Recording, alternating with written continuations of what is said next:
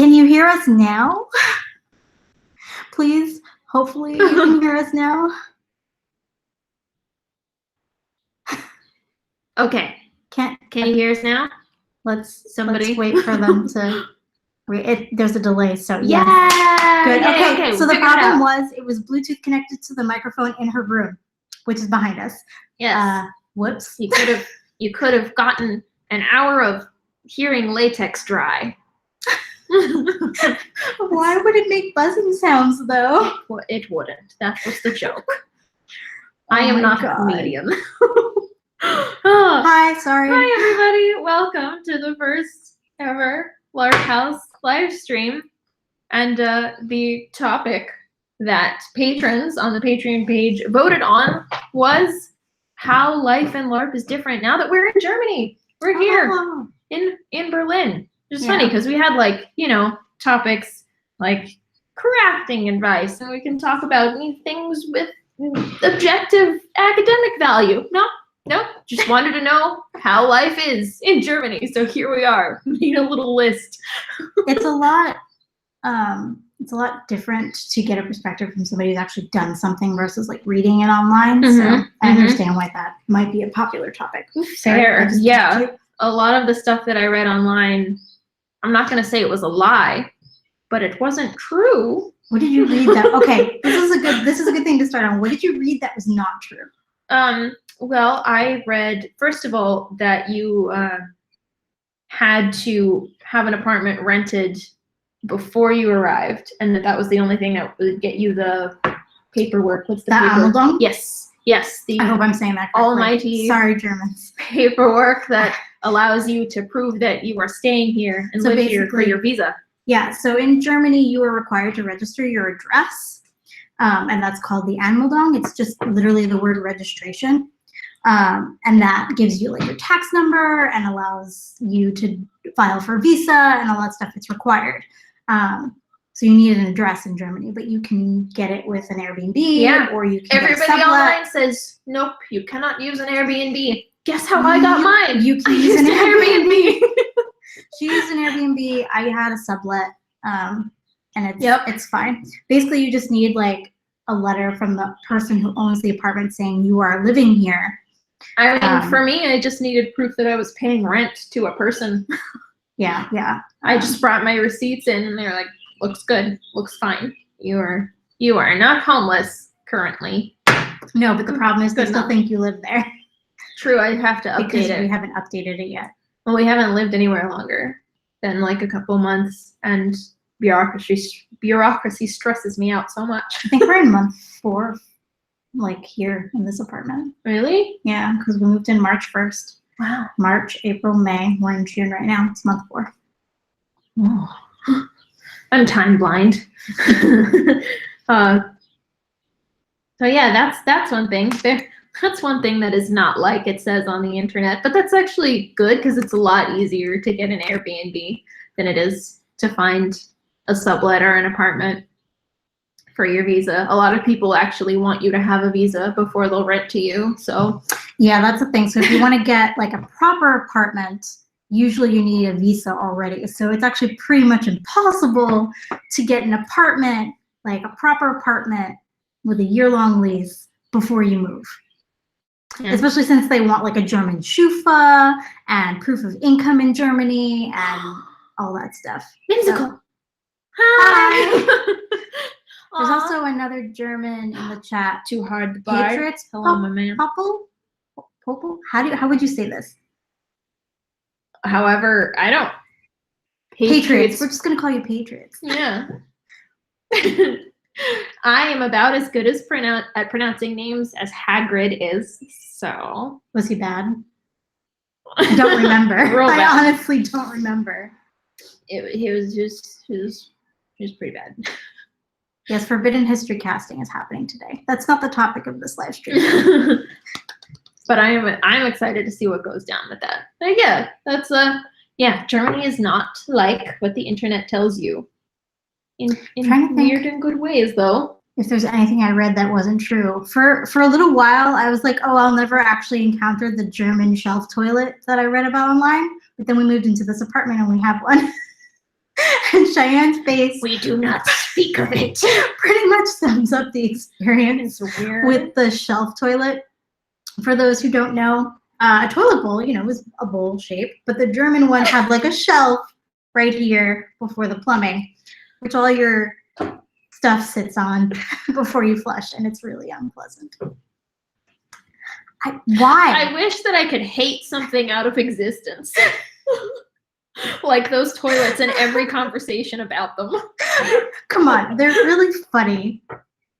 Well, Yes. you only have to deal with it for another month and a half. Objectively, they are funny. And I'm pretty sure the new place doesn't have them. But this is the only place I've seen a German shelf toilet. Like Okay. all the public restrooms I've used have been normal. Somebody asks what is on the internet and true. Like, what is on the internet about living here that's true?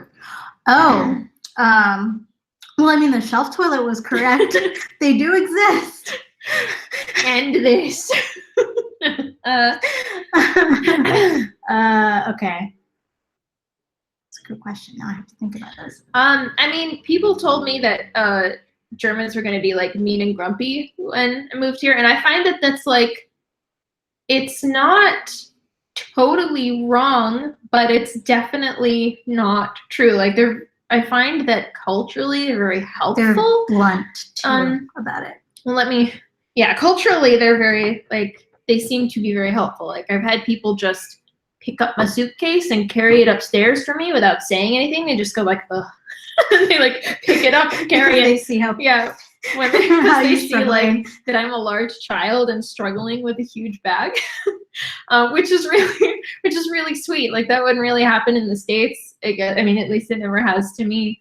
usually you have to ask for help. One thing Case. I have a theory, and as a people, they, at least in Berlin, they do seem to be more blunt. Like, if you're wasting time or in the way or something, like they'll be very like, why are you asking me this question? And I kind of think that, like, in the States, courtesy is very much being nice and pleasant. And I think that here, the way that people are courteous to each other is being more like efficient and not wasting each other's time. I think that's the cultural difference. And so when you're like really nice, but like a bumbling, clumsy dummy like me, it's like the equivalent of being rude. That's my theory anyway. Yeah. And no, I think you're pretty much accurate, because like Germans, for example, are very much on time for everything.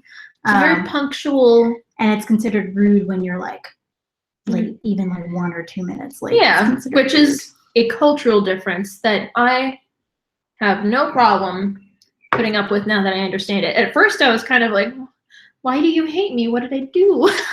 And then I realized, like, oh, I'm a dummy. rude.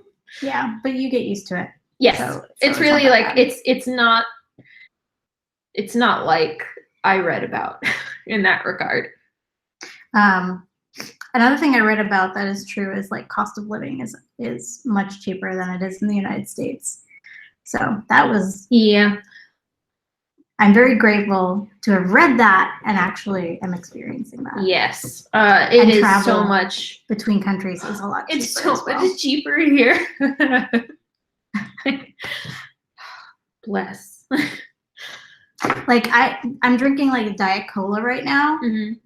40 cents for a liter of Diet Cola. It's not name brand. I think the Coca-Cola It's is 40 euro cents, right? So yes, that's 40 even- euro cents. The Coca-Cola like brand is 95 euro cents. Still cheaper than the US, where a 2-liter bottle of soda is like $2.50. Yeah. Yeah. Everything is just. I think that when I visit home, when I visit the States, I'm going to be like constantly stressed and horrified at the prices of everything. Yeah, pretty much. Another thing that's true about not just Germany, but Europe in general, is you usually have to pay for water at restaurants. Yes. But it's also sort of cool because they don't automatically put ice and straws and everything. So it's a little more like environmentally conscious, I guess, that way. And yeah, fashionably late is not a thing here. What is the best food, snack, or drink in Germany? Oh boy, okay. I have a best and a worst. Oh boy, you go first. So my favorite one, well, actually, the favorite's going to be hard. But you know what? I'll save the pickle rant for just a little farther along. Why don't you start with your favorite? My favorite German foods, I love Käsespätzle. It's basically German macaroni and cheese. I do. Delicious. Yeah, I really love that. I do love currywurst, honestly. I didn't think that was going to be my jam upon arrival, but I like it. I like it a lot. And worst food?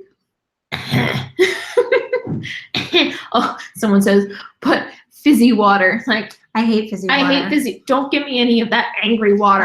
You have to specify still water if you Yeah. don't like sparkling I don't want that spicy water. No. angry water. Angry, spicy demon water. It won't work on demons because it's not blessed. Angry water. Yes. The worst snack is really just like very specific to me. The pickles. In so much of Europe so far, they have ruined pickles. Like, I love really vinegary, salty pickles. I have a sodium deficiency that is chronic, and so I need like so much salt to live. And the pickles here, they're all sweet. And like, I buy a jar of sour pickles and it says sour on it. and it's still sweet. Like, no, you don't understand. I want my pickles so vinegary that I can see through time. Like, I want my mouth to disappear. It gets so tiny from the like. I want to be in pain. I want my pickles weaponized. Okay, like, we're just gonna have to make your own. Pickles saved me. Pickles were like the first food that helped me discover that it was a sodium deficiency, because I was just like, maybe it's a salt thing. And I had a pickle and I was instantly better for like 30 minutes until my body just ate all the salt. And then I was like, cool, I'll just live off pickles for a week. And then I did that. It was great. And so I miss pickles. Yeah, so if you guys ever visit us from the States, bring pickles for Cheyenne. Oh, okay. The worst surprise is biting into a pickle and it being agreed. Being sweet. Agreed. Oh, that is a deep betrayal, and I hold the entirety of Europe responsible. Something food related that's specific to me is that food here in general has less sugar in it. So with me as a diabetic, what I do to treat my condition is I take insulin based on the amount of food I'm eating. And it's an insulin to carbohydrates ratio. And when I first moved here, I was taking insulin based on what I would have normally taken in the US for the same food, and my blood sugar would plummet. Yeah. Because there's just not as much sugar in things. Yep. So that took some getting used to, and a lot of low blood sugar. Also, something really weird is that the glucose tablets you buy in Germany are like mass marketed to everyone as energy tablets. It's literally a tablet of sugar, and it's called Dextro Energy. Really? It's handy because I can find them really easily. They're like next to the gum at most grocery stores. Oh, that's But cool. yeah, it's like Dextro Energy, and it like, sweet. Sign me up. I love getting sugar drunk. I have a huge bag of sugar tablets in the other room. Coffee is generally like way too much for me. Like, if I have one cup of coffee and it's past noon, I'll be up for like 3 days. Opinions on European chocolate. Oh my god, it's so much better. It's way better than US chocolate. Like, the nasty plastic wrapped like pastries and sweets that you get in the US, they're really good here. It's a problem. Chocolate in general, like compared to what's popular in the US, chocolate here tastes more creamy and like more natural. If There's that like makes sense. There's less artificial. American chocolate tastes like straight up wax. Like plastic. It's like Comparatively, anyway. it's not good. Like, wait, I'm not a fan. what is it? Like the €1 chocolate that you get from the grocery store is so It's much. just a generic. Yeah, it tastes like the fancy chocolate from home that you have to pay a lot of money for. And it's 40 And it's- cents. It's Or 50 cents rather. less than €1. I'm just like, ooh. 50 Ooh. cents for a chocolate bar. Alpine milk chocolate. Yeah, Or like whole no milk offense, but chocolate. I'm not going back to the States. Lint we have in the States. So. True. Hi, Bart. Bart! All right, looking for a question. Ask us questions, guys. How's LARP different in Germany? We actually haven't, we attended one LARP in Germany. That was Skull and Crossbones. Yes. And it is based on German LARP, but I don't know if I would use that as like an example. Yeah, I mean, as far as preparing for LARP and things like that, it is different because we simultaneously live a lot closer to a lot of big games, but also we don't have cars. So it's a weird trade-off there. Like we have to pack what we can fit in a suitcase, whereas for camping events and stuff, before I'd be able to load up my entire little car with whatever I desire. With all your stuff. I've never owned a car in my life. I don't have a driver's license. So I'm used to having to go to LARPs with just what I can fit in a suitcase. And I'm really good at going to LARPs with just a carry-on. Yeah, so figuring out public transportation is like a new and interesting challenge for LARP purposes for me, especially because LARP sites tend to be a little bit remote. So that's interesting. Okay, so our next question is, do we know German? We don't. I'm actually quite surprised at how much I've been able to pick up just by living here. I know quite a bit of vocabulary. I just don't have any grammar knowledge. So I can say words at you and know what they mean, but I can't really string a sentence. My intention is to take a class eventually, but all the LARPs we do are international LARPs, so they are in English. Yeah, most of the game. Well, I have played games that are run primarily in another language since I've been here. Like I've hardly ever had to encounter a situation where I absolutely needed to know German to get by, except for the mail system. We'll get to that, but we can rant about that next. But I find that LARPing in an environment where it's primarily not a language you understand, it's really interesting. It kind of forces you to make buddies who do speak your language, and it creates a sort of different feel because you end up observing a lot more body language and picking up a lot more just by like the mood of the room, what's going on and stuff. And also it is kind of neat to have like a translator buddy who just like whispers what's going on to you, and you're just like, oh, that seems dumb, or like, oh, that's really cool. Like, oh man, so the vampire hope they win that duel. Right? Yeah. I've done Beagling, which is primarily in French, though I went with a large English-speaking guild, so that's quite a different experience than what Cheyenne is doing. Let's see. How is public transit in Germany or Europe compared to the States? So much better. So great. Okay, so I have violent ADHD, time blindness, and it's possibly undiagnosed dyspraxia. We'll see. Basically, neural divergences make traveling really stressful and difficult, but so much less so here. Like the public transit system is pretty efficient, and it's easy once you get the hang of it. And it comes fairly often. Yeah, it comes pretty often. I think the longest I've ever seen like a time between two buses or trains coming is like a half hour maybe, but that's for like really remote places. Usually it's like every or late at 2 night. minutes or something like that. Usually it's 5-10 minutes between time blindness is my favorite word. Yes, I stole it from Russell Barkley, who is my favorite ADHD authority, Dr. Russell Barkley. This question's a good question. What is the most stressful part of moving so far away? I would say, for me, I've never had a huge attachment to like a homeland or anything. I've been moving around since I was a kid, so it's not so much like leaving familiar things and coming to a new place as much as it is so many teeny things piling up, like all of the paperwork you have to fill out. And I think I was saying to someone before, like it is a whole different animal, like moving to a place where not even the brands of milk are the same, It is weird. You have to sort of completely reestablish what your favorite things are, like whether it's food, makeup, anything, especially workshop materials, because those are weird and specific. Oh yeah, I don't have that. That has been okay. So I guess probably setting up new workshop stuff has been the most stressful part for me, because you have to find new materials, suppliers for everything, and then also everything is in German, so you have to translate it and stuff. I have to start learning like the German words for all the chemicals that I work with all the time, so that's interesting.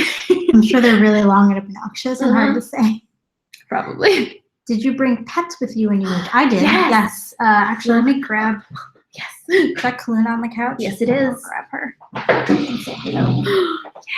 Yes. Erica's cats have been a godsend. Gigi is really, really scaredy, and she sometimes likes to pee on things when she's upset. But Kaluna she loves attention, and she's a perfect little void creature. Oh, Okay, this is Kaluna. Say hi. oh, hi. This is So yeah, I brought both my cats from California. What I did was I flew from California to Florida, and then I flew Florida straight into Germany, because if I had hopped over into any other countries, they would have needed additional paperwork. Oh, she's not having it. Yeah, she doesn't like being held in place too long. But she's pretty. She's perfect. She's a perfect little void creature. Oh, look at that. She's so regal. I like that she gives everybody the stink eye. Yeah, this cat is more composed than me. She probably has more marketable skills too. But yeah, basically, so you have to, if you're moving your pets to Europe specifically, you have to get them rabies vaccines if they don't have them already. And that cannot be like within a certain amount of travel. It needs to be 6 months prior to you leaving. So you need to make sure you do that first. And then within 10 days of traveling, so within 10 days of leaving the country, you need to go to a state certified veterinarian, get them a health examination. And then the vet has to fill out this German specific form, basically saying they're healthy and they're not full of diseases and they're safe and good to go. And then you have to take that form to the government, to the state, like, board, what is it called? Animal control office, and get it stamped.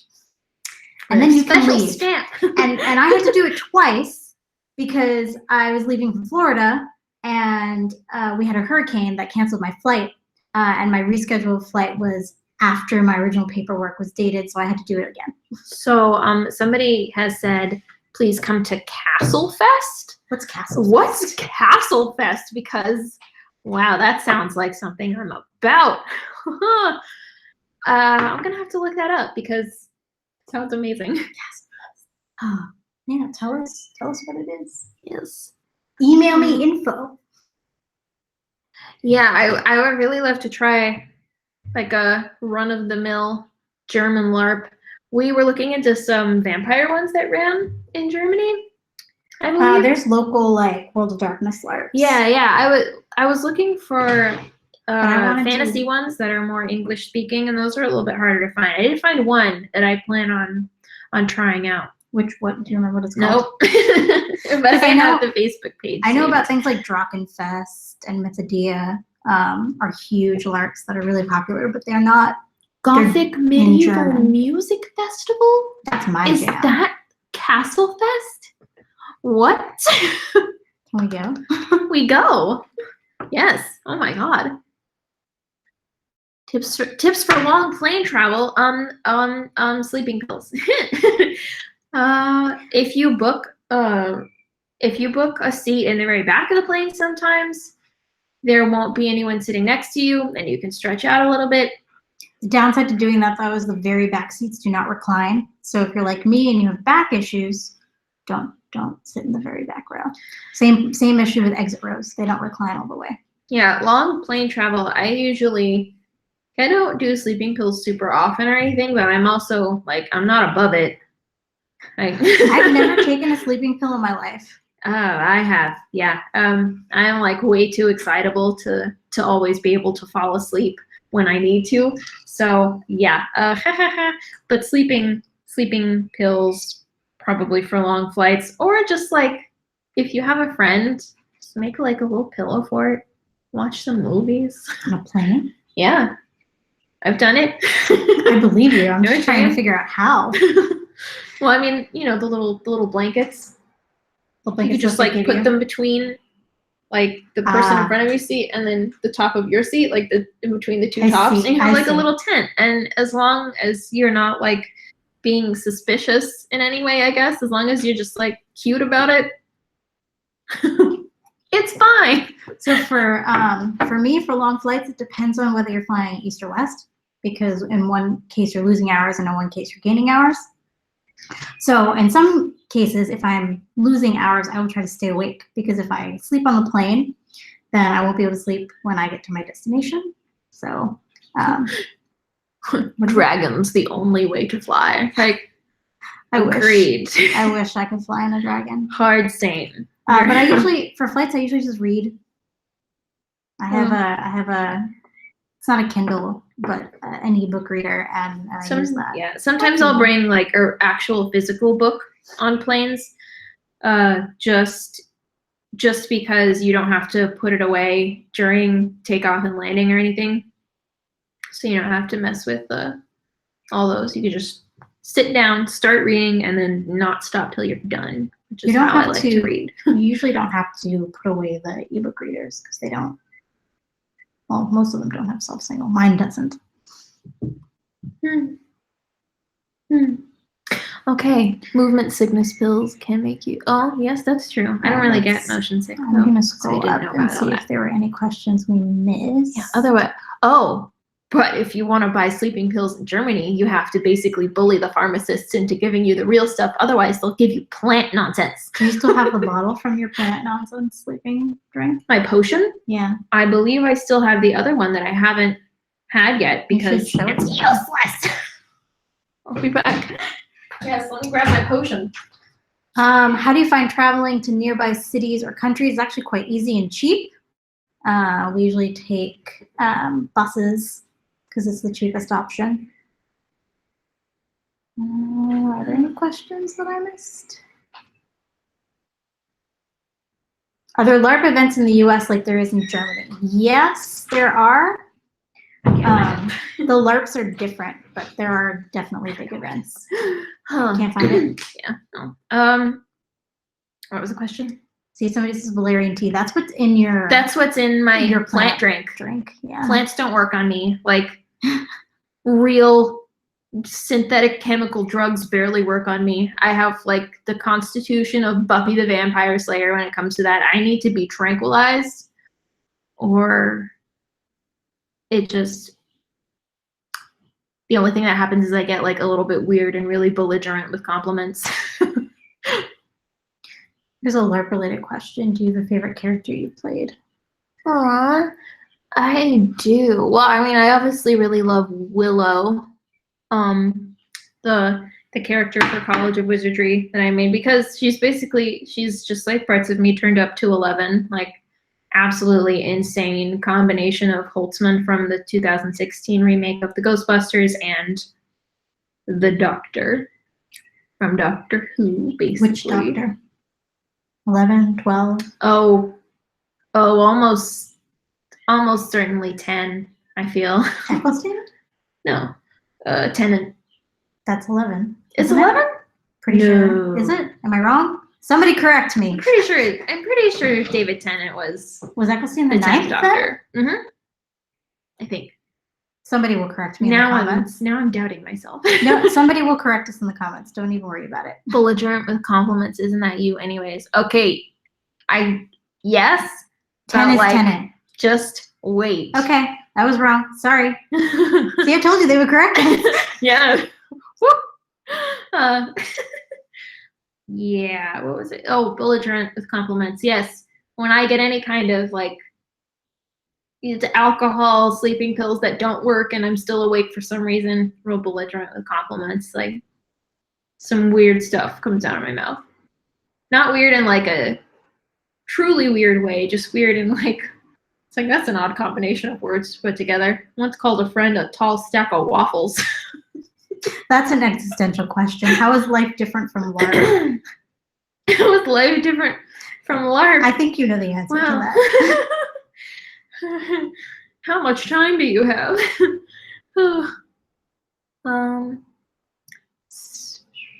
Spear combat is next to God in terms of tactical. Okay, honestly, Somebody asked about that's true. spears earlier.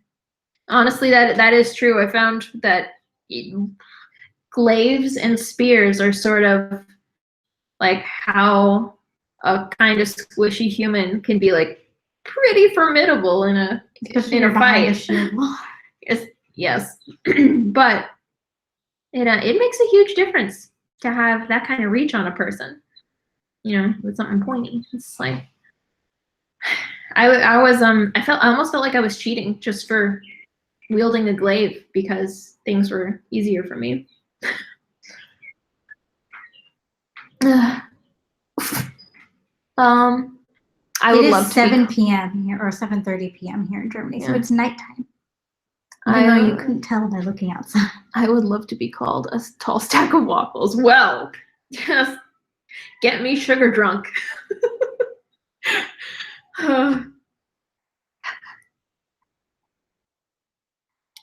What if LARP is real and this is the fantasy? Are you guys okay? I mean, if LARP is real, can you imagine like fantasy characters LARPing as us? Yes, because have you seen the like parody video of like, what is it called? Humans and Houses and Humans instead of Dungeons and Dragons? Oh my god, I need to show that to you. Oh no, that's so cute. I just finished 6 spears for Biko this week. Bart, are you okay? Does somebody seriously have the username Adolf Hitler? Get out. You're not welcome. You're not welcome in Germany. here. Well, too bad. Because we have visas. I got a visa. Oh my god. Oh boy. Is there a type of LARP you refuse to do? For example, very dramatic immersion like Baphomet. Baphomet's basically like a sex cult LARP. Which, yes, sorry, that face wasn't like that face wasn't judgment. That face was like apprehensive in asexual. I would do it. She would not. Like, oh, that sounds like inherently not for me. Yeah, so there are absolutely types of LARPs that sheer I would not be interested in doing. Yeah, thank you, Bart, for reporting, Mr. Yeah, that guy. Video about living in Germany. I would love to say that I'm surprised. It's probably somebody living in the U.S. too. I know, right? Because you're not allowed I don't think that would fly here. It's illegal. Honestly, like, wasn't there there was some sort of like very far right rally and they got shut down or something like that? I don't know. Like, yeah, basically Berliners turned out in like massive numbers to shut them down. And Nazi symbolism and paraphernalia is banned here. Yeah, you can't. You could be arrested for doing like the salute or having swastikas on anything. It's not okay. It is illegal. Do not do it. Is it safe for LGBT in Germany? Yes. Yeah. Yes, it is. Yeah. There's a Pride parade coming up soon, I think. In Berlin. There? Yeah, because it's Pride Month. Cool. There's also a yeah. So that's cool. I would say yes, absolutely safe here. Let's see. There was a question I want to answer. Tips for uncomfortable moments for asexual peeps. Well, first of all, there's like I think you could do a whole video. I know, I really could. Once you get to the uncomfortable moment part, it's a little bit more difficult because everyone reacts to those differently. I tend to freeze up and not really be able to say what's wrong, and then I have to like, you know, put myself in my feelings and time out until I'm okay. But there's a lot that you can do to sort of prevent those. Like, first of all, if you let everybody know beforehand, particularly in games where there is a sort of like sensual element to the universe, normally people will be really cool. They'll be really respectful. I've always found that whenever I tell people beforehand, like people start asking me permission to give hugs and stuff like that. I'm just like, thank you. I do not like to be squeezed bodily. Well, one of the like principal rules of at least World of Darkness vampires that you're not supposed to touch anybody without asking them first. A lot of games that I've seen just have a straight no touching rule. Yeah, at least no touching without asking and stuff. But once you actually have an uncomfortable moment, I would suggest, this is something that I've been like thinking about implementing myself, is coming up with some sort of non-verbal signal that you need things to stop. Like, I removed our buddy fake Hitler. We're allowed to do that? Yeah, I just did it. The hero we need. The hero you get. Yeah. Sorry for interrupting you. No, that was a good interruption. There was a good question up here. How much is rent on average in Berlin? Like, how much do you expect to pay to be inside the subway or bus, etc.? Rent varies by what part of the city you're in. Right now, we're in the dead center, so our rent is kind of expensive for the city. But I am paying like 1/3 the amount I was paying in San Francisco. Same. For a studio apartment. I am paying 1/3. Less than 1/3 what I was paying in Anaheim, and we live in a 2-bedroom apartment now. And I lived in a big house, but I had many roommates who split the rent with me, so that was the only way we were allowed to do that, which is why possibly Larp House looked kind of impressive in older videos when you see clips of it. There's actually I was splitting wallpaper. I love the wallpaper too. The wallpaper from the older videos before I moved actually is from the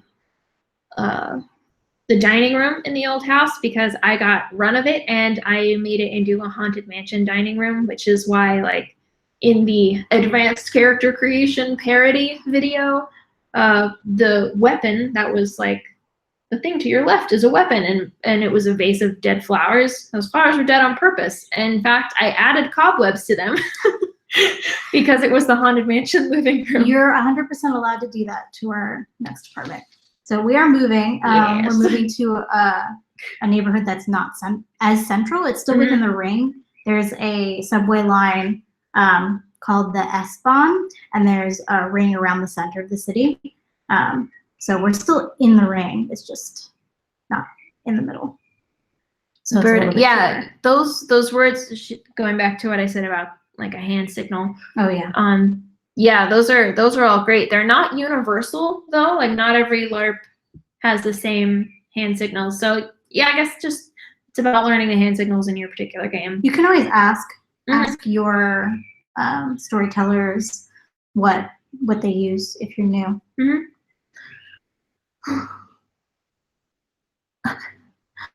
Make a T with your hands. Is that another stop one?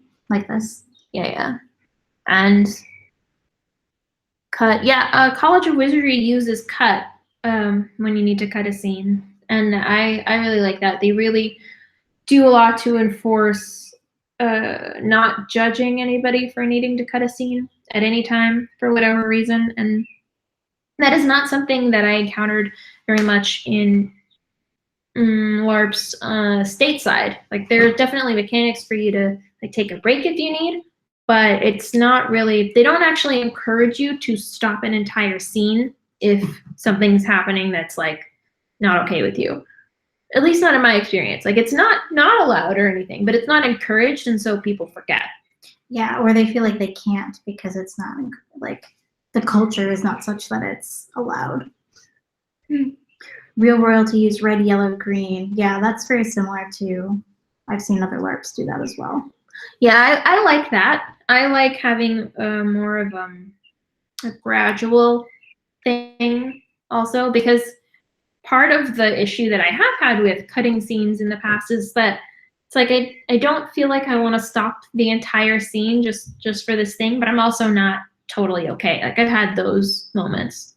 Sometimes you just want to slow down the scene rather than sometimes you just want to be like, whoa, Nelly, what was that? Like, whoa. I still want to play. I don't need to put my feelings in timeout yet, but like we're getting there. How do I communicate that? I know New World Magic School in the States has a word for slow down versus stop, but I don't remember what that word is. Any plans for visiting UK for LARPs? We'll actually be in the UK. Yeah, for Marked August. and possibly Bothwell. We're still working out details on that. Well, but yeah. Well, I'll be at Bothwell potentially being a camera person for Momo O'Brien again, like I did for Skull and Crossbones. That's gonna be so much fun. I had so much fun doing that, and if I get to do it again at Bothwell School of Wizardry, Witchcraft, Wizard. I don't know. It's Bothwell. It's Bothwell. They have a Twitter account, they have Facebook. If I get to do that again, that'll be amazing. And then pretty soon, like a couple of weeks after that, is Marked, a school for heroes, and I've been like, real hard on that hype train for weeks and weeks.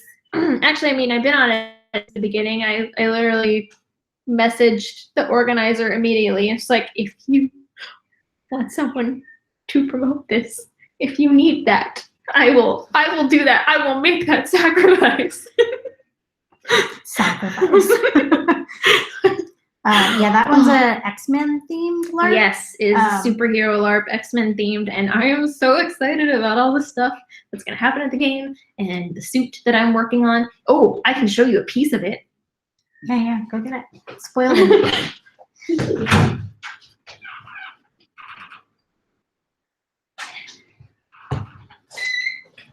Somebody just asked how the fins are going, so I'm glad we brought one out. Okay, so my fins. This is completely just like unpainted and not even really trimmed, and also barely stuck together because I have to put stuff inside there. But my fins. Hi, Katie.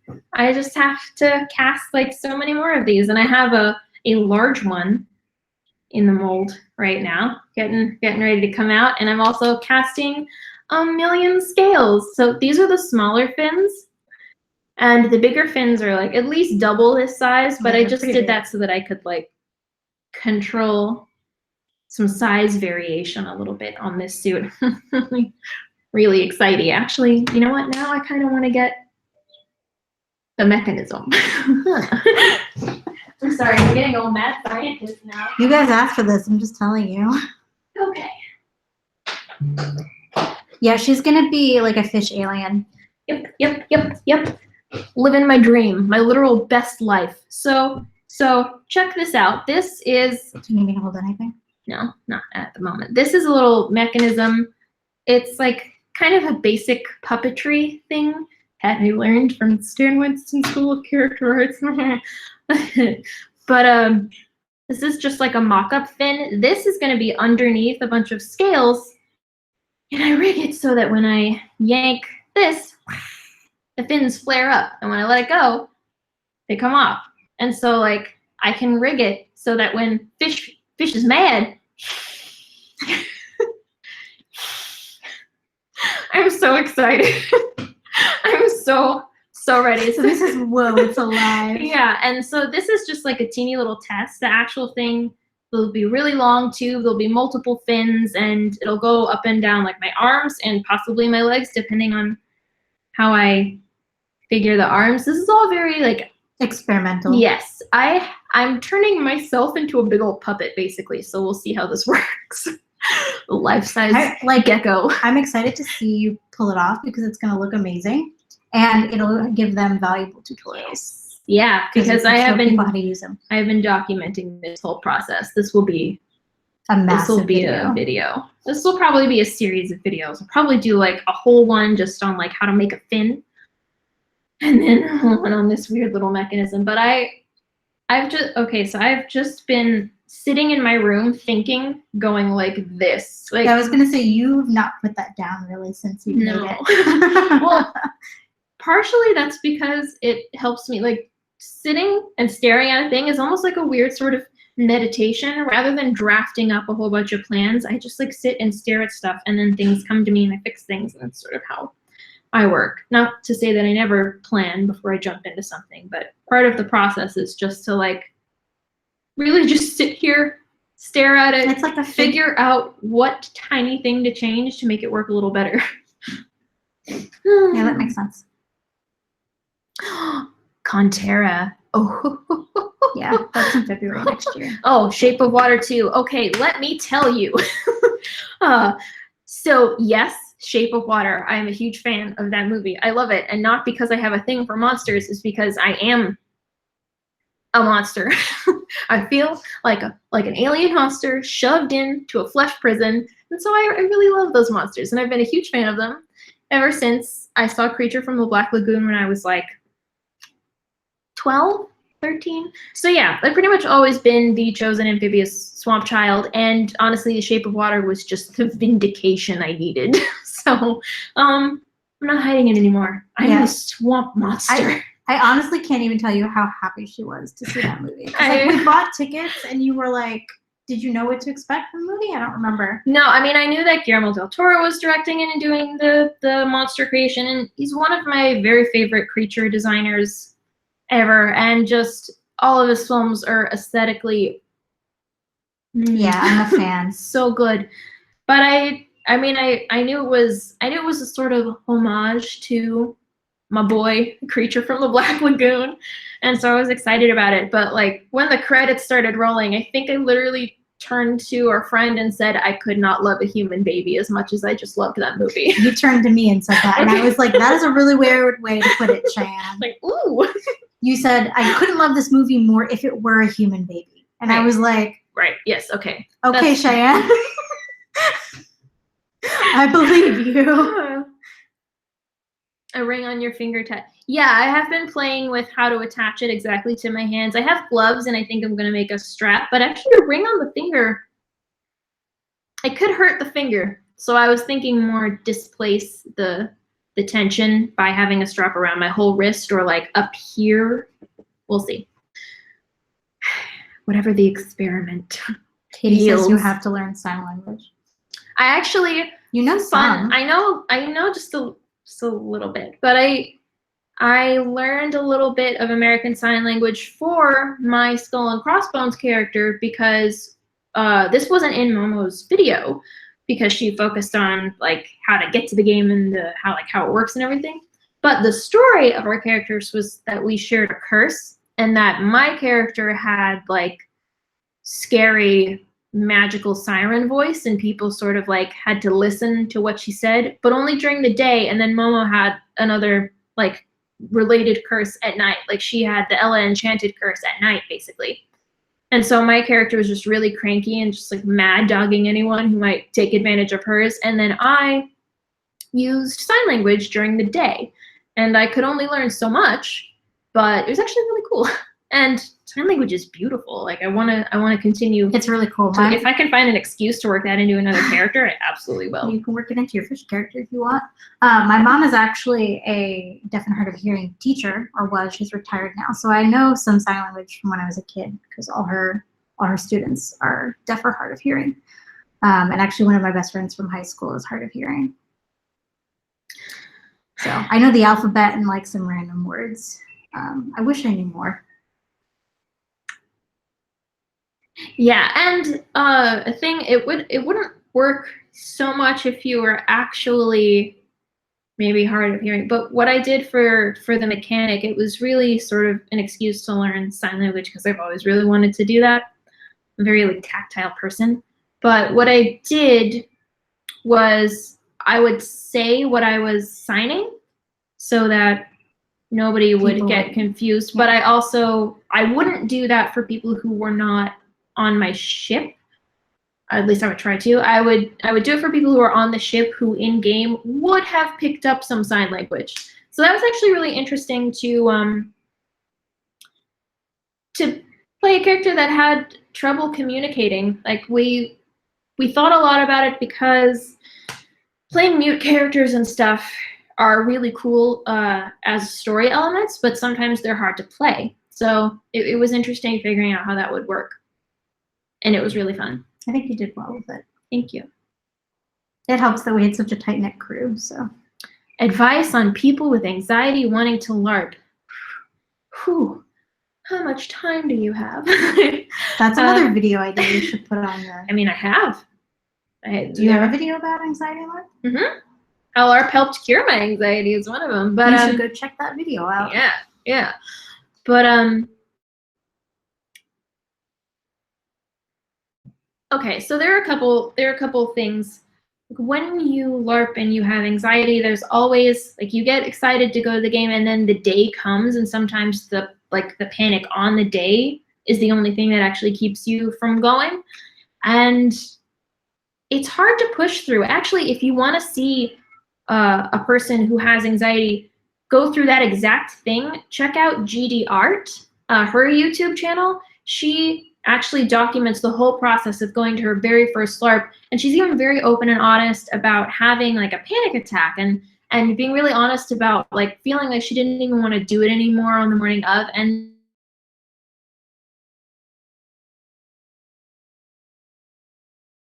person in costumer, and also her voice sounds like the mother of angels. So I like it when I love it when people are super honest like that. Yes. Especially on platforms like this where people are so super judgmental and will say nasty things to you for being real. Yeah. I think it's really brave. But Adhd is like, I would 100% just recommend watching her, what is it? Her newbie series or Diary of a Newbie? I don't know what it's called. But Adhd documents that whole thing. After the live stream goes up, we can put a link to her channel in the description. True. We'll do that as well.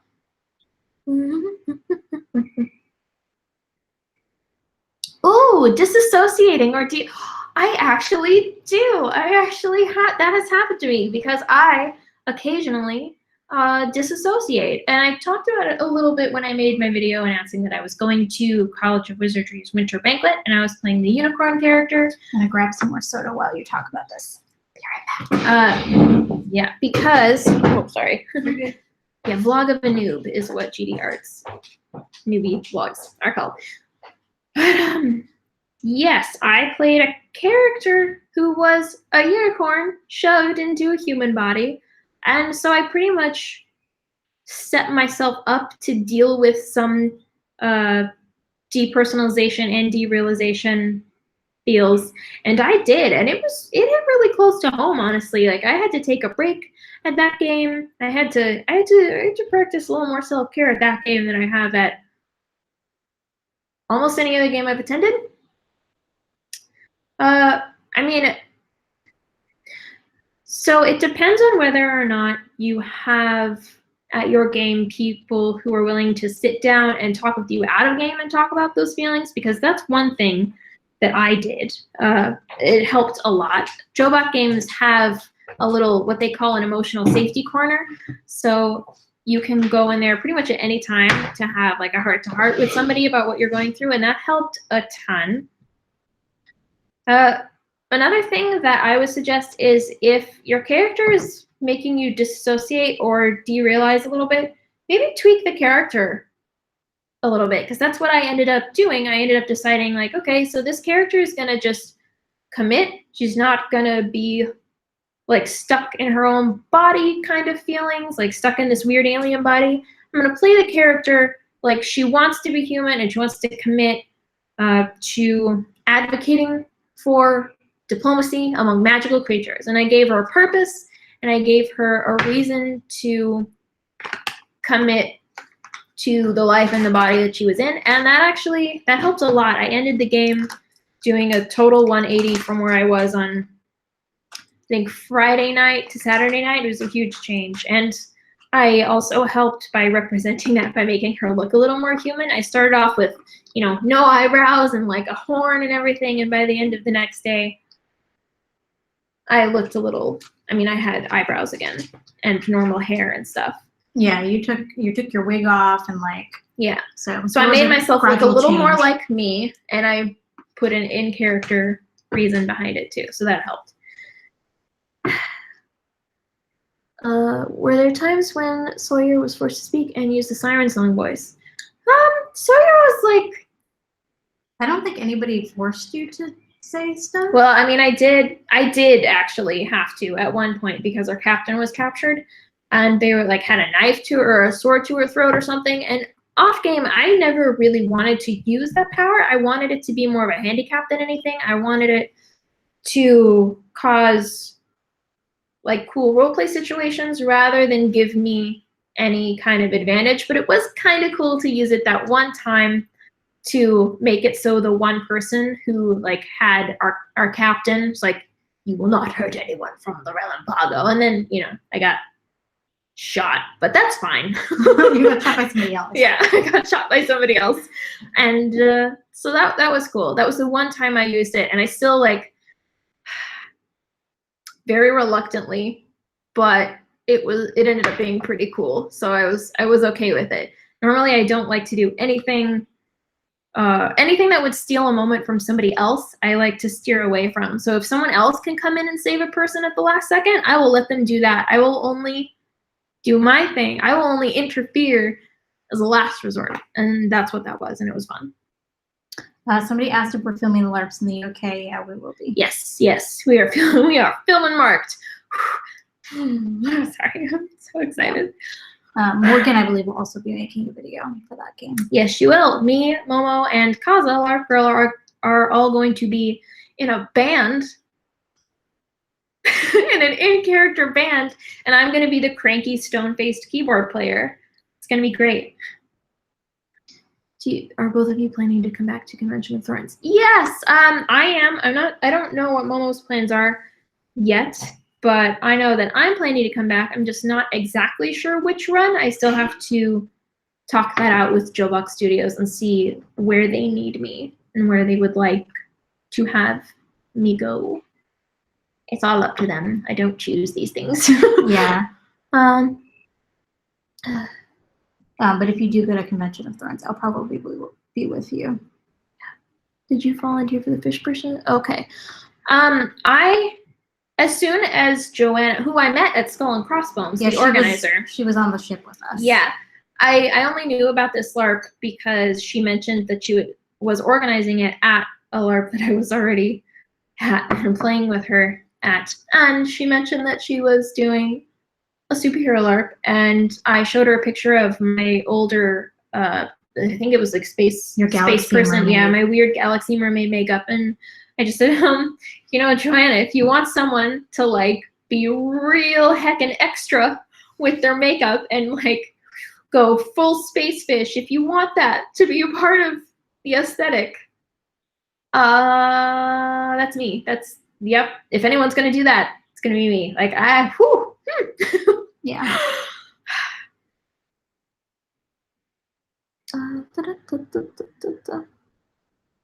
Somebody's asking about evil characters. I like the evil character question, and I like the favorite LARP that you've gone to question. Okay. Answer whichever one's shorter first. Right. What would it be like at a LARP playing an evil character? That depends on whether you're playing in a player versus environment game or a player versus player type game. So if the characters are pitted against each other more than the outside world, then playing an evil character is a little bit less difficult. But if you are playing a player versus everybody game where it's supposed to be like a band of heroes collaborating, then it's a little bit harder, and you have to work to make sure that you can be this character in a way that doesn't break anyone else's game or make things out of game difficult for people. And honestly, just having a conversation about what would be fun and what would not be fun. Off-game conversations, yeah. Just even if you're not playing evil, you should always talk out of character and be like, "What do you want out of the scene?" And that way you can check it before you wreck it. Yeah. What was the other one? Favorite LARP. Favorite LARP. I think that one of my favorite LARPs. Like, pirates aren't even my fandom. I'm gonna say that. Like, I don't dislike pirates, but they're not like my thing. I think that Skull and Crossbones might have been the best LARP experience I've ever had. I think, right? Like under College of Wizardry. It was certainly one of the most immersive ones. It certainly was. So I think that would be that. There are a lot of reasons why, but in my own Skull and Crossbones video, I will cover that. She'll talk about that. Yeah. All right. Do you ever try martial arts or HEMA? I have tried martial arts when I was a kid, but not since. What about you? I've been into all kinds of stuff, but it's not a martial art, but I did do a lot of parkour training for a couple Really? years. Right. I didn't know. This is before I started. I had to quit when I started LARPing because I got sick. The sickness that turned out to be like the sodium deficiency gone wrong. But before that, yeah, I was pretty obsessive about parkour and doing a lot of parkour training. I trained 6 days a week. Damn, girl. Yeah. That's a lot. Like at least, well, I would train 1 hour one day doing something like jumping rope, some sort of cardio that I could stand. And then I would do at least 2 hours of actual parkour training when I did that. And I actually trained with Jesse LaFleur in North Hollywood. Yeah. I'm pretty proud of that because he's a pretty cool dude. And every now and again, he'll still like send me pictures of him doing stunt work or something for a big movie. Or not pictures, but like, hey, guess where I am today? It's like, where? It's like, huh, X-Men. Like, that's really cool. Everybody thinks you're a ninja now. Oh, space lizard. Ninja space lizard. Aww. With a flower crown. I love it. Where's your flower crown today? They're all in my room.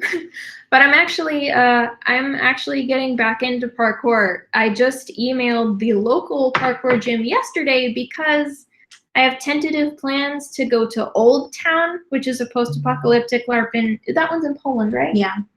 And I want to join an in-character circus, and I figure like it'll be way easier for me to relearn my parkour skills than it will be to start from scratch in anything else. And then I can just be like a weirdo who crawls up walls and does flips and stuff. So I'm just looking into it again. Is there just one parkour place in Berlin, or are there a few? There are 2 branches of this one that I was looking at, and then I think there are a couple of smaller ones. But this one looks pretty close to where I trained in near Anaheim. Tempest Freerunning Academy. Yeah, but just for reference, that LARP would be next year, not this year.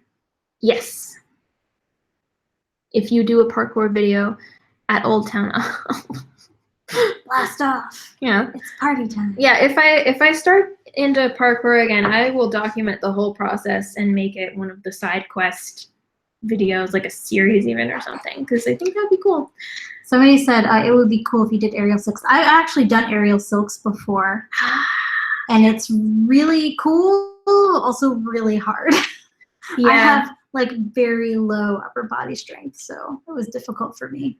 Oh my gosh, yeah. That was one thing I liked about parkour, is that you could find workarounds for areas in which you had trouble building up strength. Yeah. The only things that you like absolutely have to build up strength in are, weirdly enough, your fingers and your ankles and just core.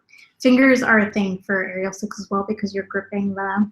Yeah, in parkour you gotta hang off the edge of a building by like this, not this. That's terrifying. Not this.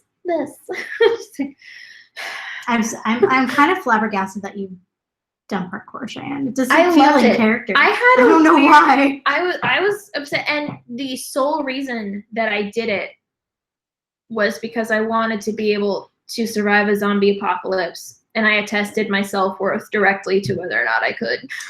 I would die in a zombie apocalypse straight up because there would be insulin. No insulin. Yeah, I abandoned that idea pretty quick. Insulin expires. So I'm not even going to bother trying if there are real-life zombies. I did. I don't know if Momo is going to Old Town. I don't know if any of us are going to actually be able to go. It depends heavily on what we can afford. Right, and this LARP is like more than a year in the future. Yeah, so we're kind of daydreaming right now. We really want to. Like, if we're invited, we'll go. But if you know contacts for Old Town, give them our email. Business email will be in the description of this video. Do you guys have any other questions about Germany? Since that's what the video is supposed to be about. Yeah, we got into a couple tangents. We tangented a little. It's okay. Tangents are fine. That's the beauty of live stream, is you don't have to stay on topic if you don't want to. This is nice. Adult gymnastics, yeah. Adult gymnastics. Yeah, there are a lot of overlap with parkour and gymnastics. I had a really fun time doing parkour. Like there were some really simple things that I had a tough time getting, but there were like just really kind of fun and advanced stuff that I got really quickly. So I never really took standard classes. It was always like, like, okay, so you have trouble with certain types of basic rolls, but you can jump feet first into a barely open car window from like 10 feet away. We're just gonna have private lessons with you. You're too confusing. Like that was the general like. Katie asks, how good does your German have to be to live here? Not very. You don't. So Berlin specifically has something like a 40% population of internationals, expats, immigrants, etc., refugees. So pretty much everybody knows English, and it's really easy to communicate. The only issues we've had has been with the post office. Yes. Do you want to do your rant about the post office? I don't know if I have it in my soul anymore, but I mean, you don't have to. I can tell them what happened if you want me to. Maybe. There are very interesting questions, I thought. Maybe. Availability of Larps in Germany. No, maybe. Favorite places in Berlin. I actually really love the Peacock Island.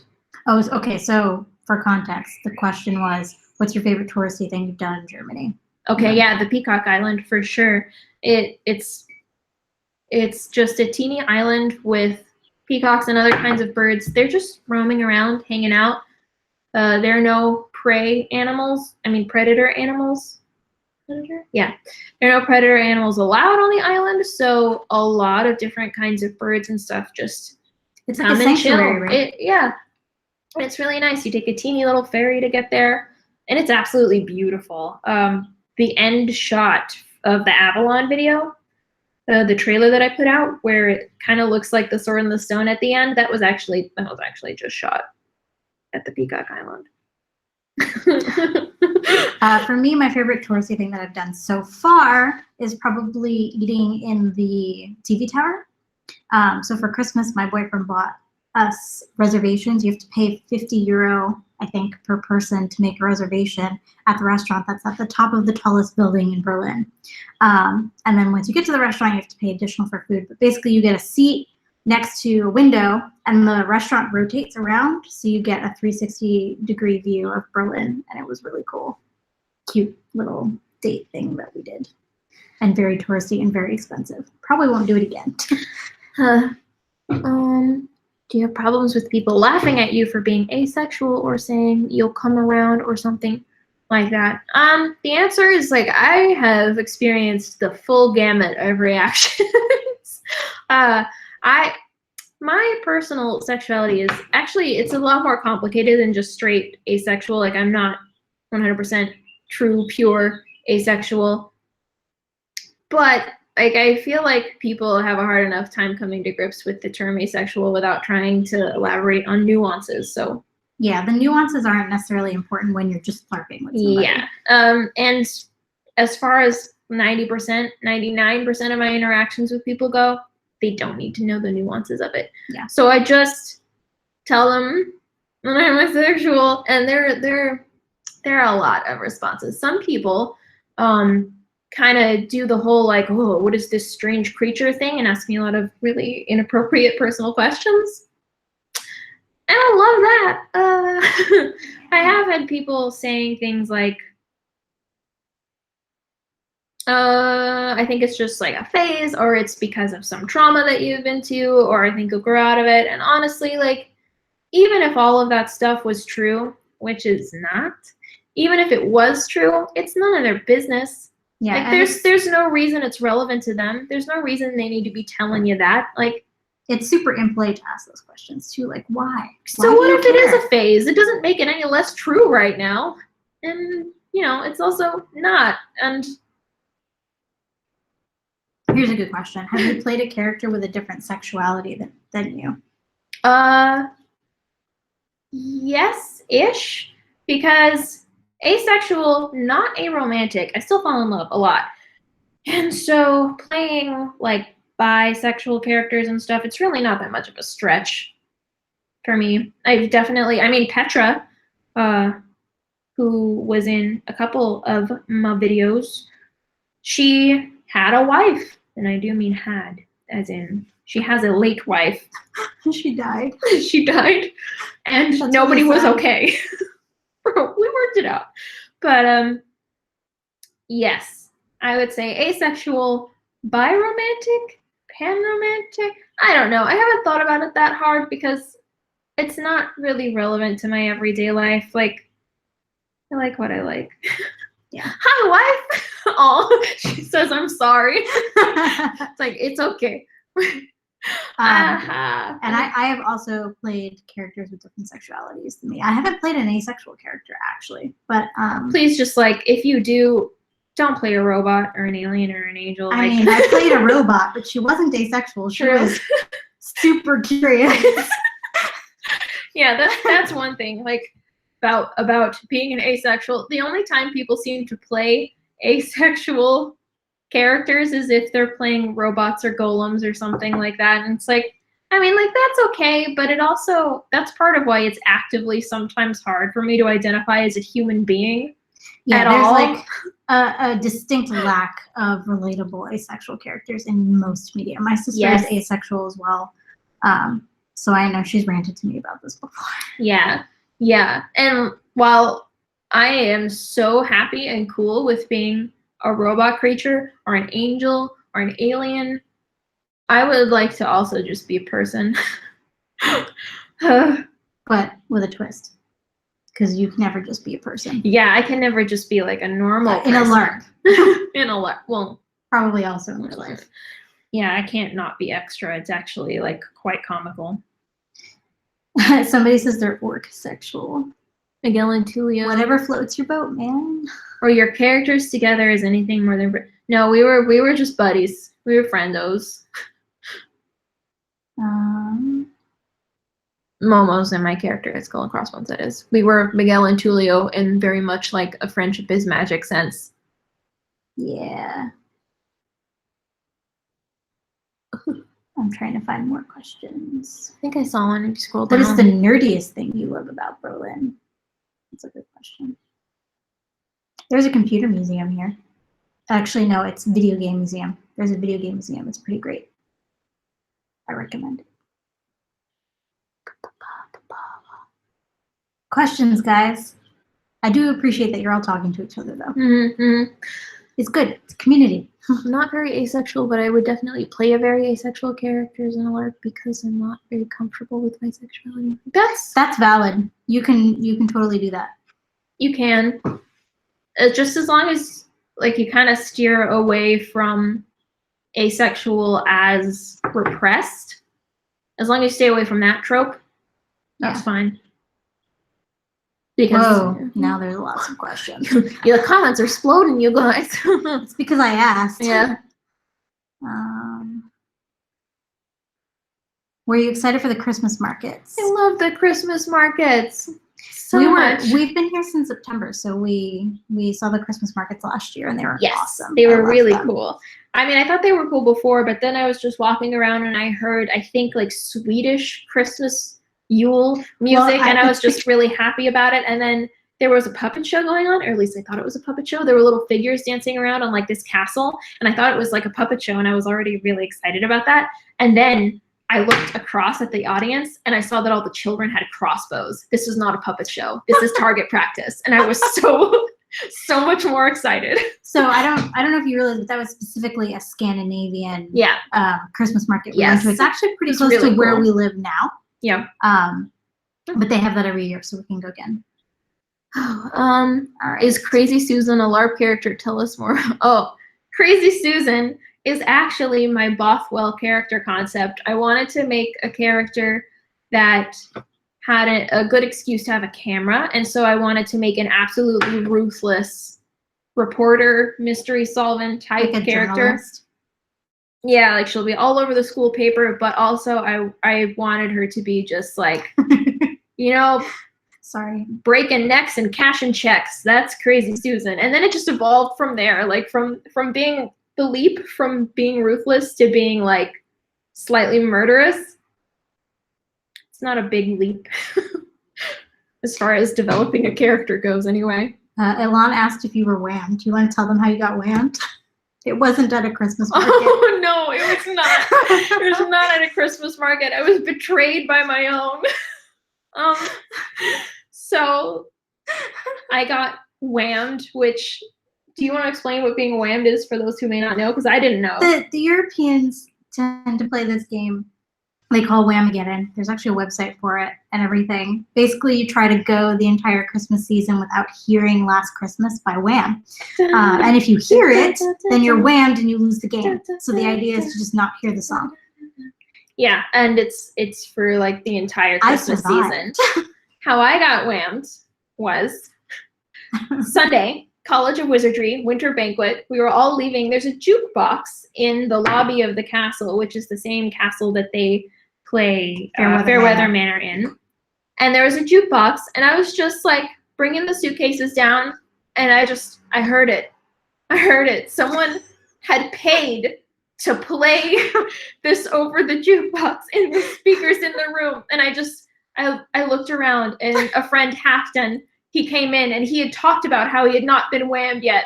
And I just looked at him, and I went, Halfton, no, save yourself. And he just looked at me, and he just knew. He went, and then he ran before he heard it.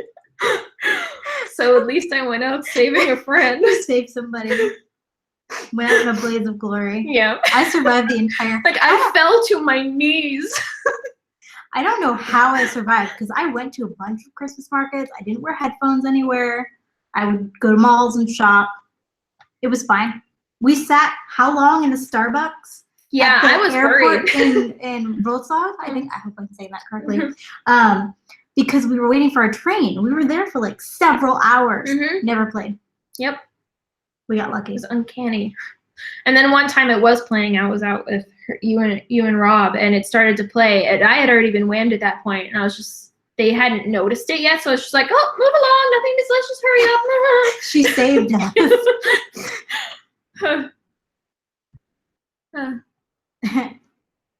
Okay, more questions. Did you guys ever play pen and paper role play? Yes, we do. In fact, I run a Numenera campaign. Yep. We meet about every other week. Right now, 2 of our players are out of town, so we're kind of paused at the moment. But Cheyenne plays a green-skinned mechanic who talks to machines. Yes. She's very spacey, like Luna Lovegood. And a mechanic just sort of like happened to be what they needed more or less in the party, like a jack of all trades kind of person. It's like, well, guess this is my typecast now, and I love it. Yeah, because my boyfriend's playing a artificially intelligent character, so he's a machine that needs to be repaired by her. Can you please put breaking necks and cashing checks on a shirt? Yeah, we can do that.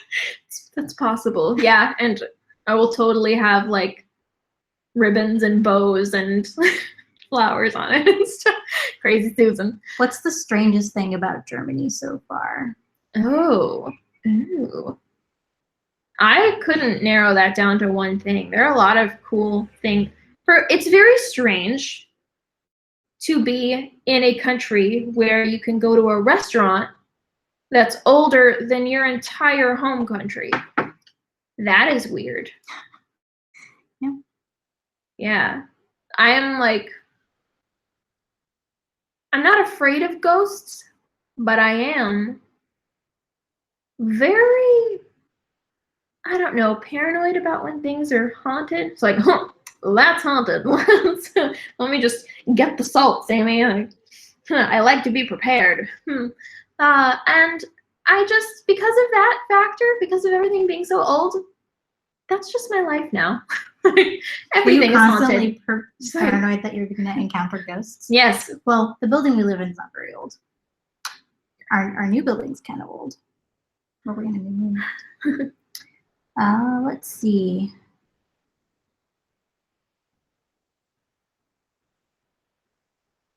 All right, we're looking for questions. Is Susan like a Nancy Drew?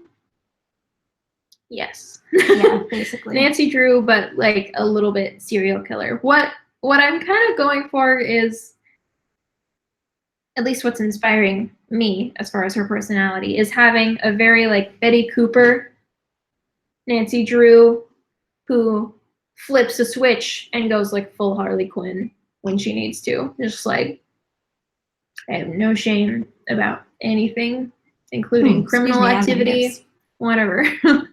So that's going to be fun. Someone says burn some sage, you'll be fine. Maybe you just need to get a smudge stick of sage. Yeah. Call it a day. Have you considered going to Empire LARP in England? Yes. Yes, I have. I have considered that. Will play that game? Or somebody we know plays that game? I have been. There's a person I met at Winter Banquet,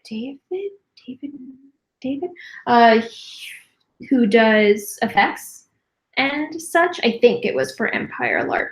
Either that, or he was just recommending it to me. But I would love to go and work on some fabrication with them, like creature fabrication or practical effects, designing, anything like that. That's what I'm excited to go to Empire LARP for, just to work behind the scenes and make monsters. Somebody else is asking if you want to go to Drachenfest. Oh, absolutely. Oh my gosh. I'm planning to go next year. First of all, my buddy, the Irish Will, thoroughly covers Drachenfest on his channel, and as an English speaker too. Yes, as an English speaker. And the Irish Will, he's super funny, an absolute joy to watch, and I would love to go to Drachenfest and like have him be my guide and do a collaboration with him. That's definitely like high up on my list of things I want to do.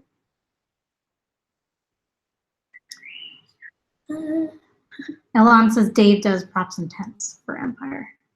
Cody Efford said she's a mermaid. You right? I need the amount of salt that a mermaid native to the Dead Sea might need.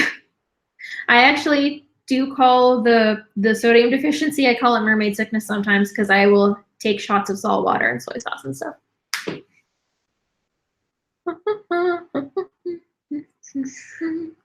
War rhinos. I think I saw a picture of that. There, was it Empire LARP that did the really cool Gigundus War rhinos? I have no idea. Like LARP safe beasts of war. It was kind of incredible, and that sounds badass though.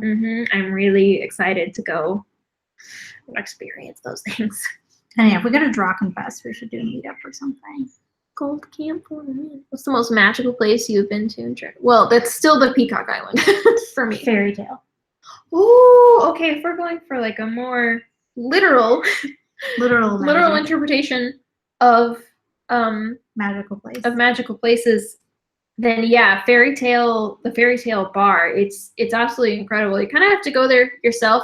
Momo went with us when she came to visit. You can drink out of a glass slipper. When you open the menus, like butterflies come out sometimes. Butterflies. There's footage of us at the bar, and I think in Morgan's Berlin vlog. But basically, it's an Alice in Wonderland / like German fairy tale themed bar, and it's amazing. And the bartender's super nice and chill and make you pretty much whatever you want if you tell them what you like. And they have different themed nights and stuff sometimes. Like they had a Halloween themed night that I went to. It's cool. We went. Did we go there for the Halloween or was it something else? I went. They gave us cupcakes. I went with Joan, or did I go with you? Yeah, you came with us. You weren't feeling well, but you came with us. Was that the cupcake time? Yes. Yeah. Yes. They gave us free Halloween cupcakes. Really love cupcakes. Soy shots for shy. If there was a 1950s vintage LARP set in a neighborhood that was all about finding your neighbor's secrets, would you go and what would you get? That sounds very like some specific. Real Desperate Housewives. I know. Stuff. The short answer is yes, and I would pretty much just bring Crazy Susan at that point. Like, what do you mean it's none of my business? Everything is my business. She would like I can't sleep at night when there are unsolved mysteries. Have you found your posture changing from the way a character you play stands? Yes. Or your speech changed? Yes. All the time. I do it consciously. Like for Willow, the crazy inventor College of Wizardry character, I started doing this thing that I keep doing in real life now is when she's thinking, when she's got like an idea that should scare everyone, she kind of like, she goes like this, just like squints and like taps her chin. And I've started doing that now when I get all like mad scientist. So that's cool. And with Petra, I very often, for obvious reasons, employed the Peter Pan stance. And it actually sort of helped me feel pretty much invincible. So that was neat. Tips for hay fever sufferers at Larp. Pollen count super high. Yeah, it is. You can literally see the pollen floating by sometimes. I don't suffer from hay fever or really allergies. Is it possible that a character with a cool gas mask is an option? Like, I have seen some really cool gas masks. Yeah, I don't have issues with allergies either, so sorry, we can't really answer that question.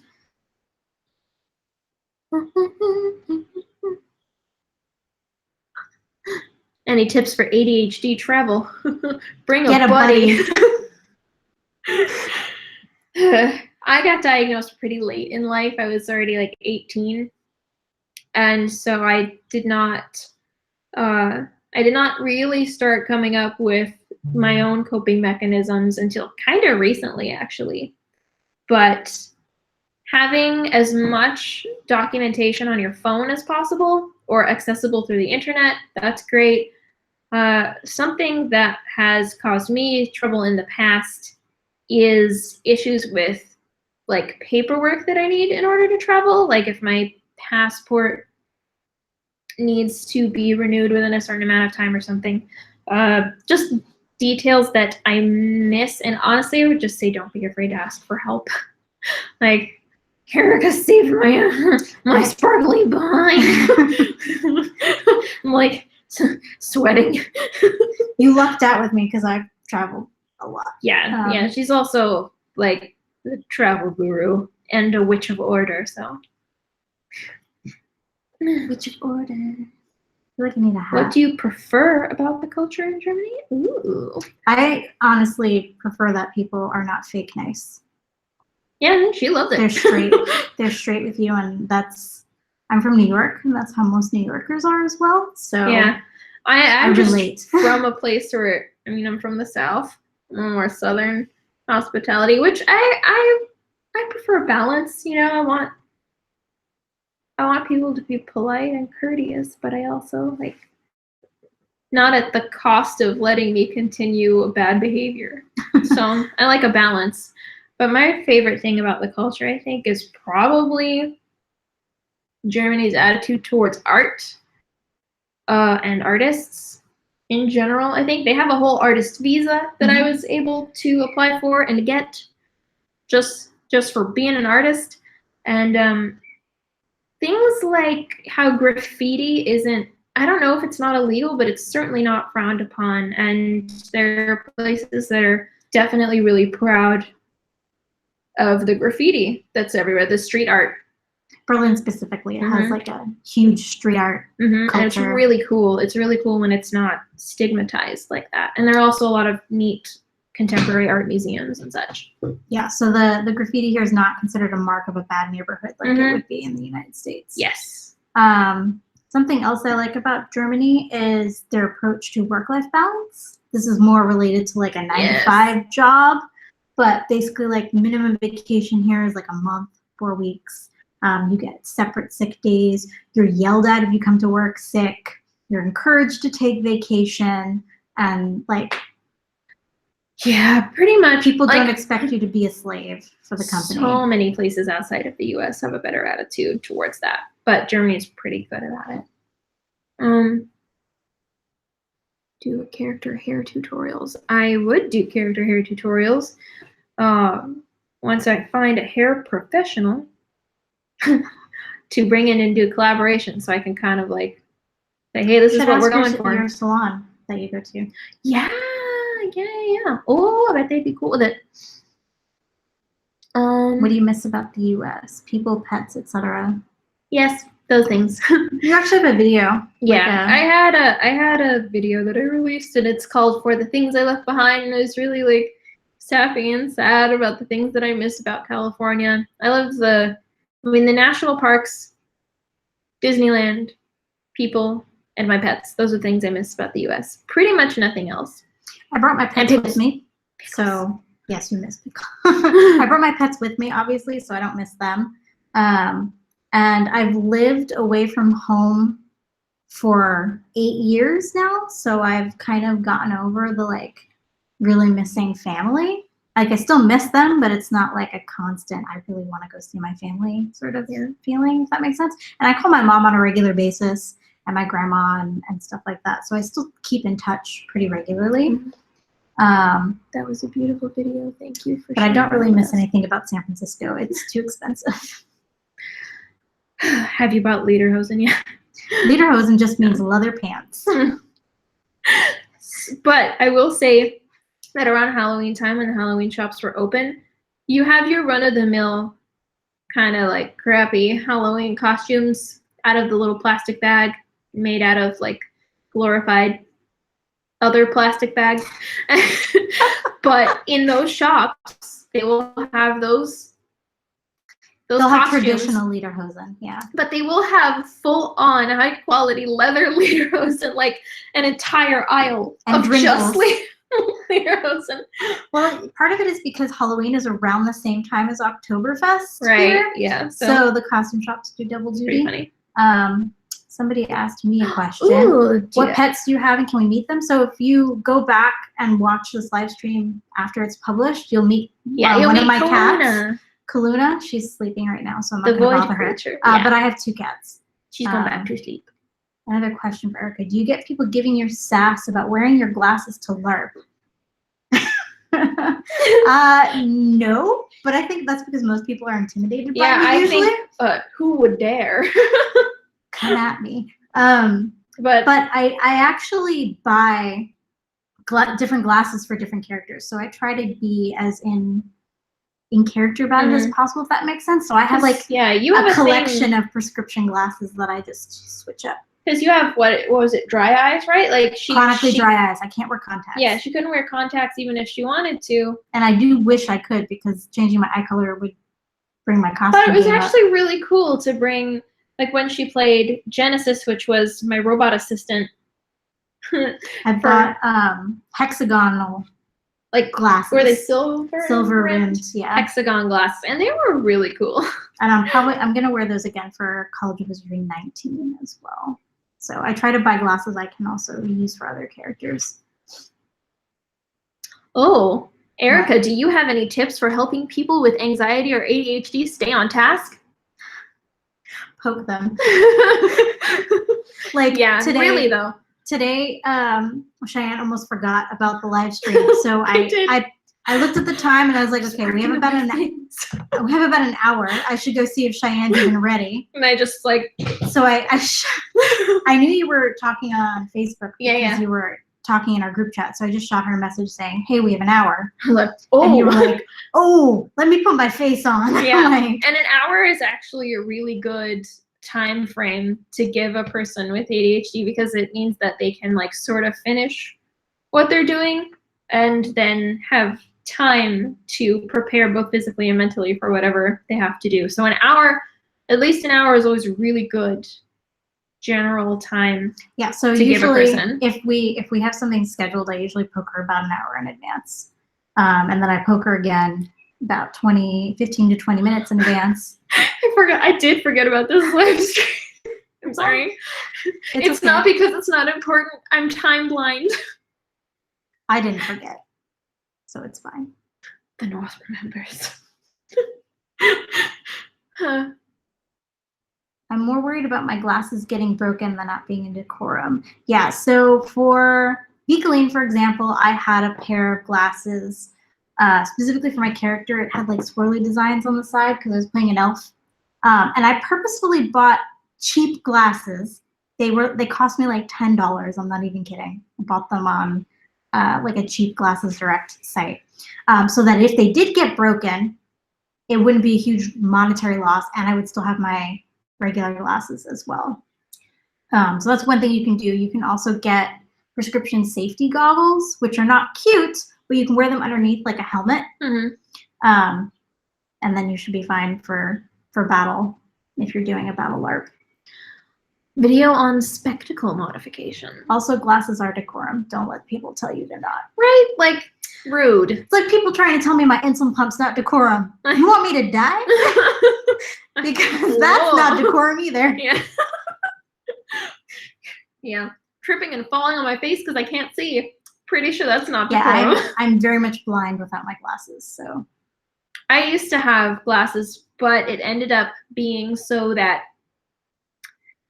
getting LASIK eye surgery was actually less than the cost of all the glasses that my dad had to replace because I lose or break them because that's just, I'm living on the edge. I've lost glasses in the ocean, I've lost glasses in a fight.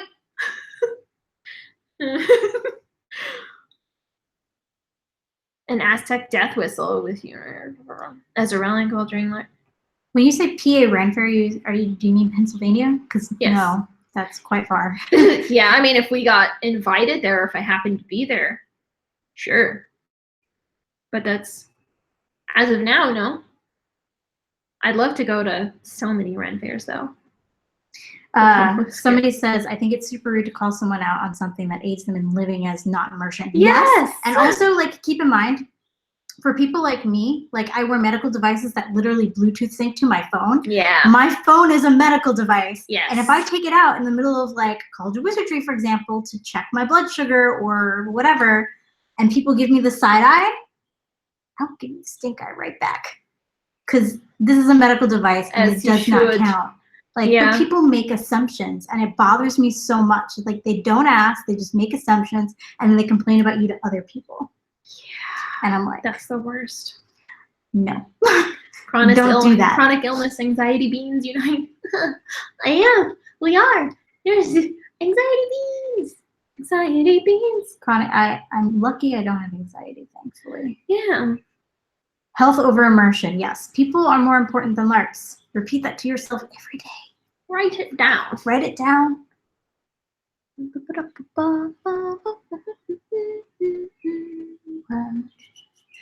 The Game of Thrones Renfest in London. Sign me up.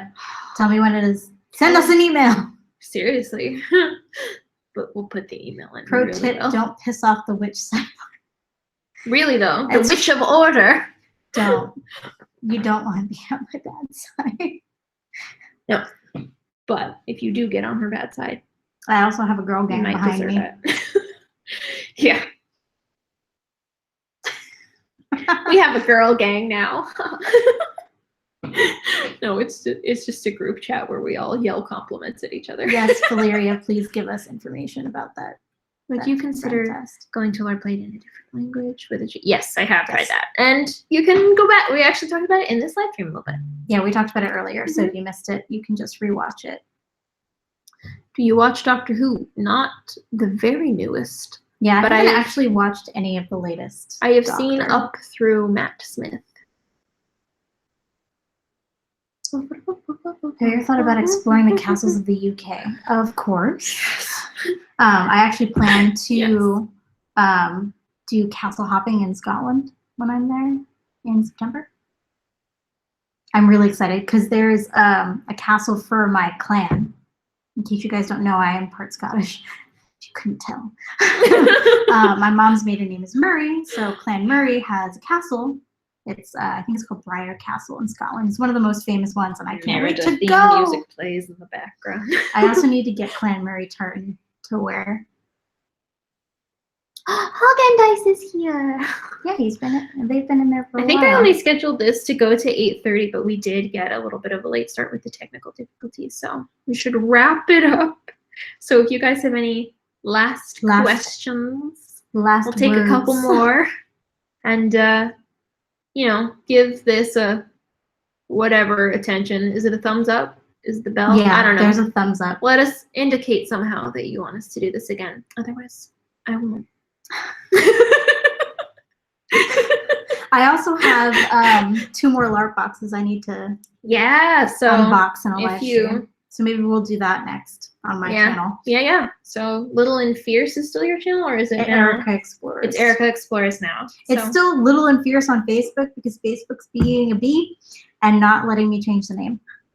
Someone asked, "Are you real?" Like, yeah, I'm not sure actually. There's plenty of evidence to suggest. I just checked. What if you're one of my hallucinations? Erica, you should go to Stirling Castle. I will add it to my list. Pinch me. But I could be hallucinating you. You're not. What if I'm just in a room by myself, you guys? Cheyenne, there's a cat. Yeah. Oh, he's so cute. She's curled up in a little ball like a donut. Yeah, she okay. She does that a lot.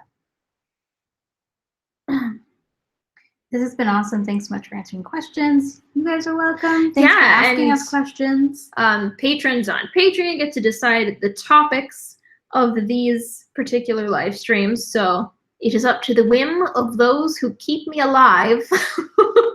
Yeah, so if you, what do they call it? Pledge? If you pledge on Patreon, you can pick the topic. But these particular types of live streams, they'll be open for everyone to participate in. So. Yeah.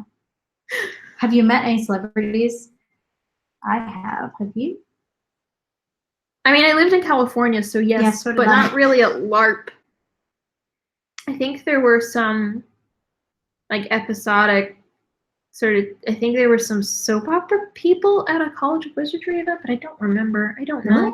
Oh, but my friends in California were cast as extras in the movie Role Models. Like, you could see some of my friends' faces in that movie. Are they the LARPers? Yeah. Yeah, it's the LARPers. Fantastic. It's pretty great, honestly. I love that movie. It's how I got into LARP. I saw that movie and I was like, is that a real thing? Did you really get into LARP because of Role Models? Yes, I saw that movie and I was just like, that's a thing that you can do? I find this surprising because as a LARPer, like, I've been LARPing for a really long time now. And when I saw Role Models, I was like, ugh. Yeah, I've heard that, but honestly, Momo has a good video about representation of LARP in media, and she makes a really good point about how you're meant to identify with the main character who, in all of these things, usually comes around to LARP and enjoying it, as opposed to, like, that's who you identify with, and so that's the experience that you sort of take away from these films, even if it is made fun of. Is Berlin worth a weekend trip for LARP shopping? Yes, if you like thrift shopping. Berlin has amazing thrift stores. Amazing thrift stores. And they have the Mask World store, which sells a lot of LARP gear. Sells a lot of LARP gear. Pretty cool stuff. Would you collaborate with YouTuber Sonia, who's also in Germany? I would be open to that. I've seen a couple of her videos. I think it's good work. I think it's just send us an email. Yeah, send us an email. I think she does Conquest, right? I think that's Conquest of Mythidia. I think, and I've always wanted to give that a test run. Looks beautiful. Are we going to do another movie night? Somebody asks. I think that's a Patreon thing. Yes, it's a Patreon thing, and I just need to schedule it. Honestly, I found a website that will finally let me do it with less technical difficulties. Actually, I have the info I need to schedule it. Will you remind me to schedule it? Yes. Okay. Cool. Yes, the answer is definitely now. Oh man, ADHD. As soon as we log off, I will put you. Scheduling these things is a tricky business, and I really appreciate the reminders. So, thank you. We talked about learning German earlier in the live stream. Ooh, Nuclear Snail Studios. Yes, I do really want to collaborate with Nuclear Snail Studios. I actually sent them a Facebook message. So if that collaboration is something that you guys want to see, maybe like tell them. Tell them, yeah. Because I would love that. What is the Avalon LARP about? It's a wizard school spin-off, and it's about a wizard school called Avalon set in Avalon. Yeah, it's very like it's like Arthurian legend. Yeah, Arthurian Harry Potter, basically, very basically. but it's also it's like a little bit Hunger Gamesy. Yeah, it's like a camping LARP. Yeah, I'm really excited. Do you have a favorite word in German? Krankenwagen. Krankenwagen. That's ambulance. Sick wagon. What does it mean? Krankenhaus is the hospital. Yeah, actually, what does Kranken mean by itself? I don't actually know. Does it mean sick? I know gesund is health, so it's not like health thing. Schmetterling is such a good word. Yeah, Schmetterling. I do. I do like the word for like tasty or taste. Geschmeckt. Oh. It means sick, yeah. So Krankenwagen just means sick car, I guess. Sick wagon. Kartoffel. Yep, that's potato. Tell them the beacons have been lit. Gondor calls for Tell Nuclear Snail Studios if you want to see. Because I am kind of want to do some horrible mutant, like post-apocalyptic mutant, and then have nuclear snails help apocalypsing it up.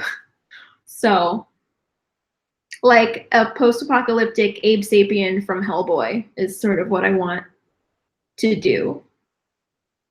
So if you want to see that, I'm just going to reiterate. Somebody says, I was once in Germany and someone asked me, gut geschmeckt, and I never laughed harder in my life. They're just asking you if it tasted good. And somebody else, just on the topic of German words in general, I love how literal the language can be. Yeah, like these Frankenstein words. Like are the amazing. word for ambulance being like sick car, car for sick people. I love this. And also a lot of the animal names are very literal. Like skunk is stink animal. I find that a lot of Germanic and Norse languages are like that. Like they don't really make new words. They just smoosh two old ones together. And I love it. Like the Icelandic word for volcano, it just translates to fire mountain. I wonder if the German word for volcano is similar. Maybe. We'll have to look this up. And like the Danish word for porcupine, it translates to stick swine. I love it so much. I can't say either of those words. The German word for airplane is like flying thing. I love new languages so much. I love it. Ooh. Mayo or ketchup? Ketchup. Or American. Oh, mayo's pretty darn American. Volcano is Vulcan in German. That's cool. That is cool. So I think Fire Mountain is now my new home.